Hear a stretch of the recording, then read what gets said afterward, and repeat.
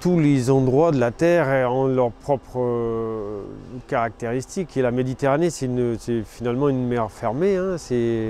Du coup, il n'y a pas ce qu'on appelle le fetch, c'est la distance sur laquelle les vagues peuvent se creuser, quoi. Il n'y a pas le fetch de l'Atlantique, c'est évident. Donc, par exemple, dans le golfe du Lion, le vent très fort est souvent du Mistral, donc les vagues naissent de la côte, quoi. Donc c'est forcément différent. Après, c'est très lié à la topographie qui entoure la Méditerranée. C'est très lié aussi aux échanges de chaleur avec le désert et tout ça. Donc c'est évident que c'est différent, quoi.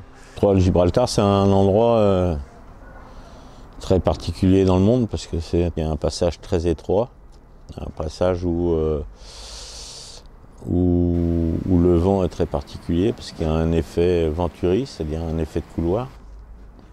Donc le vent est soit dans un sens, soit dans l'autre, avec en général assez fort, avec du courant, avec beaucoup de bateaux marchands, parce que c'est l'entrée et la sortie du commerce avec tout le bassin méditerranéen. Je ne sais plus combien ça fait de large, mais ça fait, je crois, une quinzaine de kilomètres de large, un truc comme ça, quoi. Donc c'est très petit.